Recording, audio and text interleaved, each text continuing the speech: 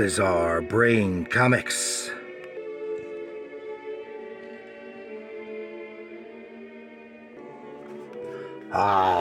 Greetings, sword and sorcery fans.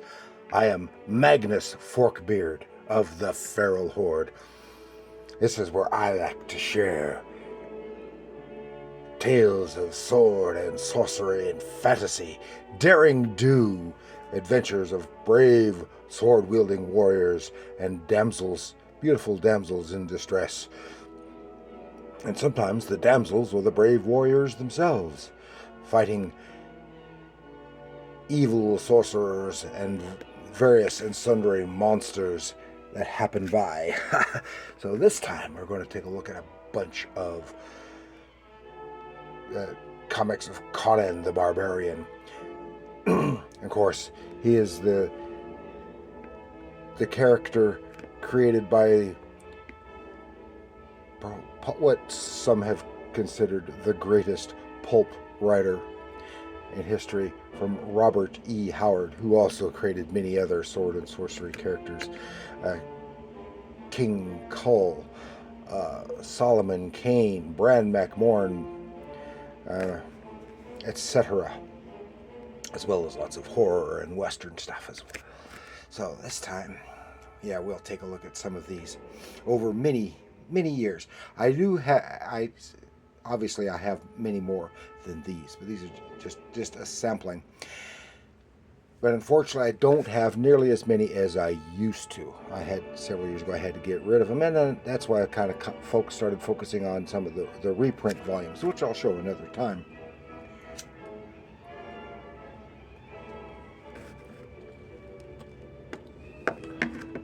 So this is what we're going to look at.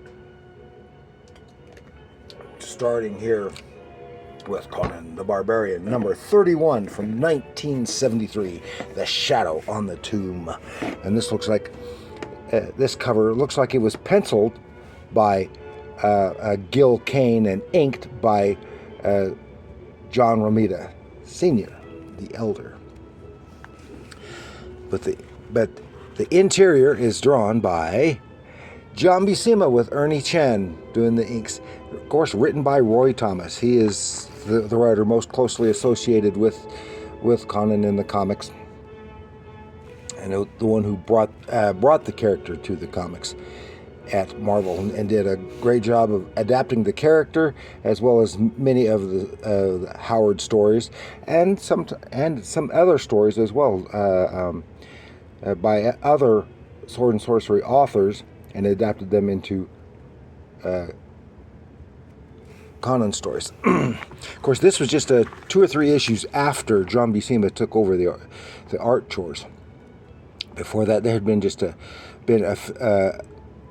a few issue here and there by various others, and prior to that is best known for Barry Windsor Smith, and starts right off in the middle, right in the action. And Buscema did some great art. At this point, he was still making him look more like Barry Smith's version, with the helmet and different style on his loincloth. Looking a little more like that, but and the necklace and stuff. Eventually, it grew. This is a really good looking issue, and I don't remember if I've read it before or not. I probably have at some point, but I plan on setting that aside to read here in the near future. But I'm not going to do an episode on that. Then we go to issue number 46 from 1979. The Warrior and the Wizard Spawn. Shokath, he stalks the haunted hills, the haunted ruins of a mad sorcerer's castle. And still Roy Thomas. This is John Buscema and Joe Sinnott. Of course, John Buscema, he really made the character his own, and it is, even though he did so much at Marvel, he is probably the artist most closely associated with the character. Over decades, literally decades of work on the character, and he admitted he admitted himself it was his favorite character to draw. Then we go to number 89 from 1978, The Sword and the Serpent Man, featuring the malevolent menace called Tothamon. And guess who? Yes, Roy Thomas, John Buscema, and Ernie Chan. And this has when he's the period when he was with Belit. So this takes right in the middle of the storyline of Queen of the Black Coast. Of course, they covered 2 or 3 years with that. Just had the beginning of the story, and then had a bunch of adventures in it, and then concluding, then come back and conclude. It had a storyline concluding that issue, that storyline. And I really like this period with Belit. And he was a pirate on the Black Coast. Then, still only 35 cents, number 93 from 1978. Behold, Belit, she who once was queen of the Black Coast and now is empress of Asgulan.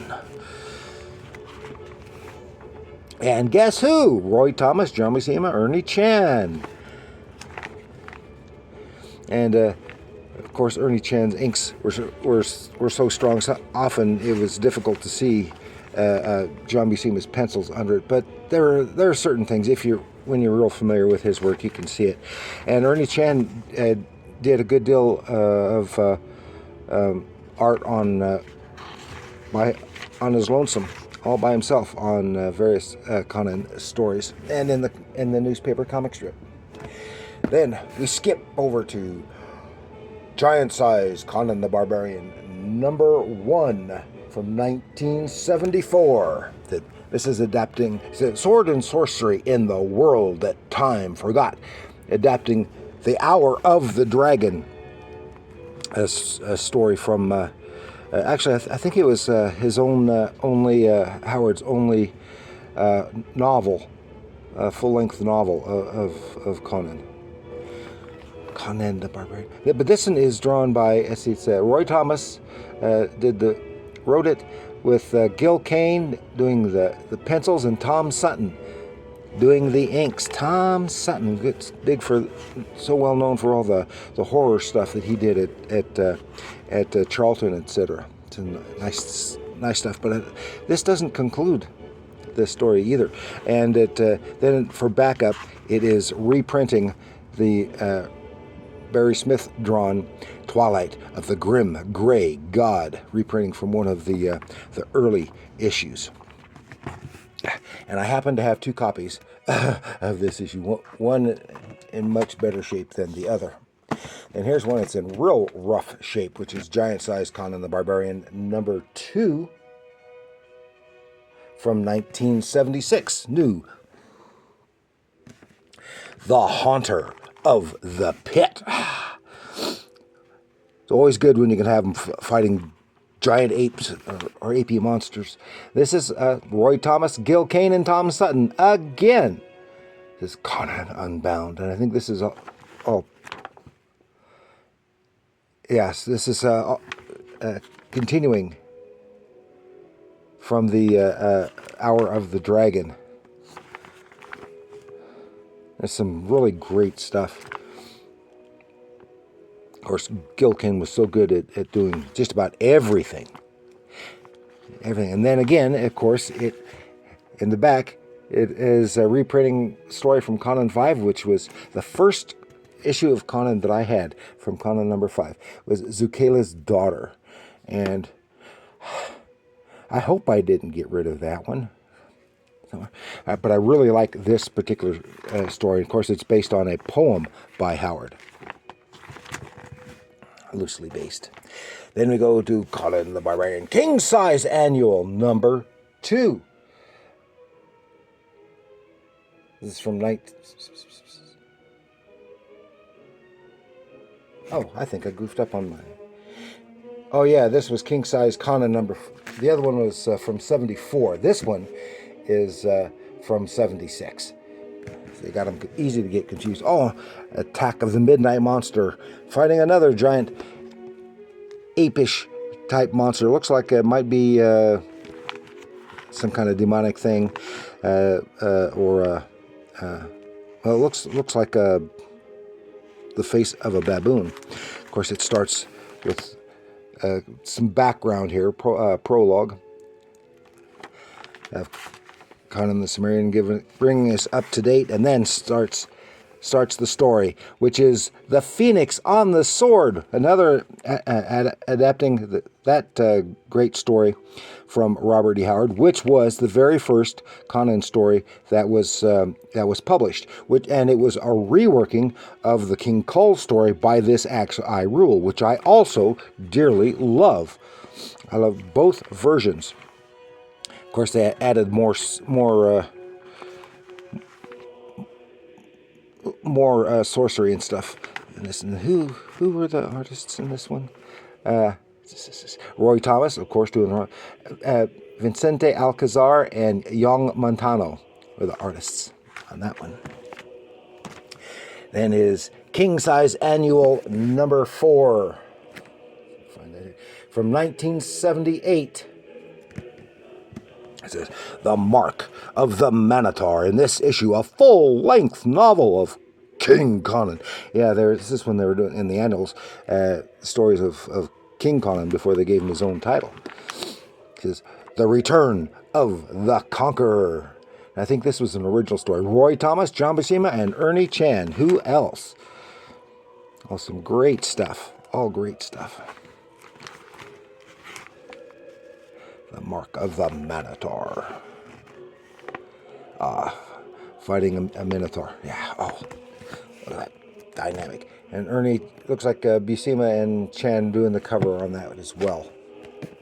Then we have King-Sized Annual Conan the Barbarian.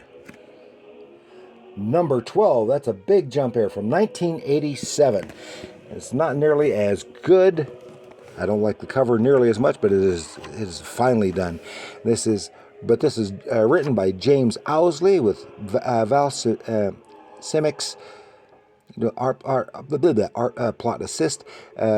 Vince Girano did the pencils, and Ernie Chan doing the inks, which helps give it maintain a continuity of look, and it's not nearly as well. And this is when it had the longtime villain of what was it, the Eater of Souls. It even has an appearance of Tulsa Doom from the Call books. Oh, it even has Call in here. Ooh, yes.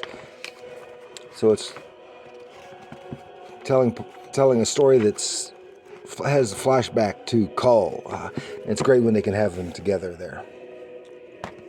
Then here we have King Conan, number 8. From 1981, A Queen Reclaimed.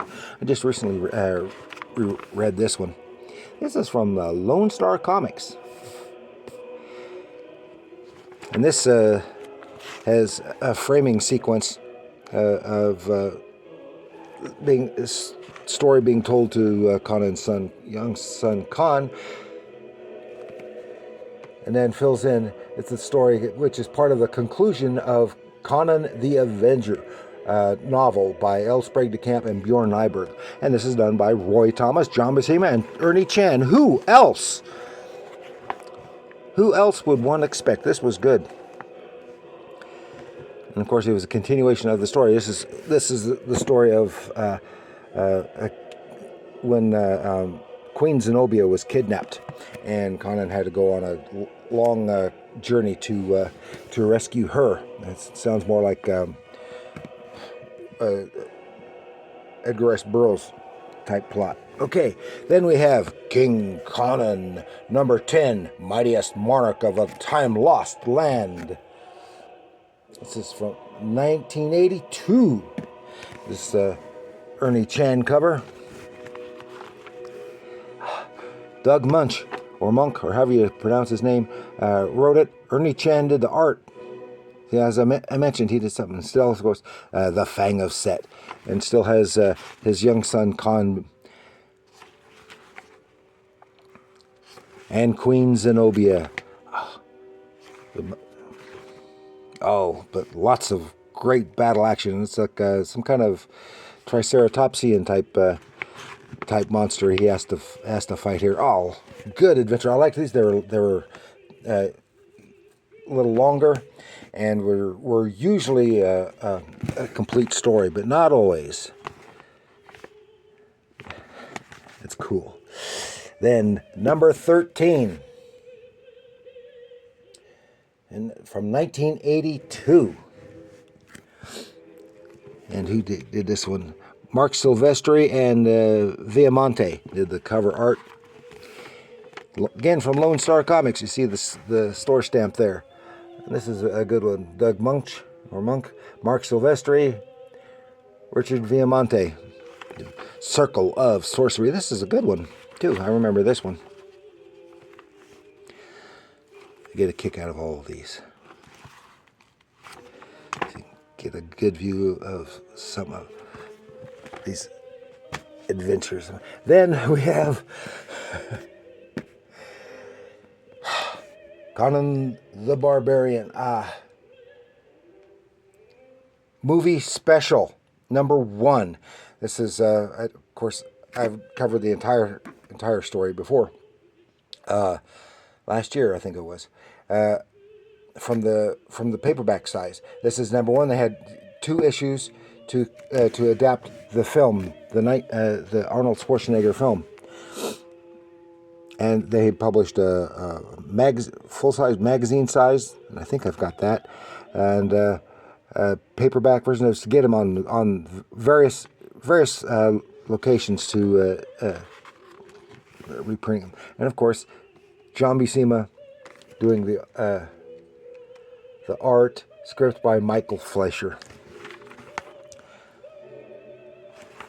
And of course, the basic story, the origin, is considerably different than that from the Howard stories, but it was a wonderful movie. I still really enjoy it, and I happen to have 4, count them, 4 copies of this one, at least right here. I think I may have 1 or 2 others. And somewhere I do have issue 2, but it just wasn't there with these. And then we're going to finish this off with Conan the Barbarian, The Mask of Acheron, from Dark Horse Comics. And this was the movie adaptation of the movie from 2011, which starred Aquaman. I suddenly cannot think of his name. I don't know why. And it is fairly well done, but it's at some points who did this? Adaptation by Stuart Moore, with pencils by Gabriel Guzman, with several inkers, and but it has a problem sometimes actually telling what is going on in the story in a few parts. That's when the visual storytelling falls down. But for the most part, it's pretty decent, and but especially here in some of the fighting in the climax, just like in the some of that same part in the movie, it's very difficult to see what's going on. But it's still a pleasure to read. So that is all I had to share with you. This time with some great Conan the Barbarian stuff. Ooh. Comics from many years, mostly of course, from Marvel. So I want to thank you for joining me. Please like, share, subscribe. Leave your comments down below. Tell me how much you loved Conan the Barbarian. The comics, the movies, or just the books. Let me know in the comments below. And remember, comics R, art.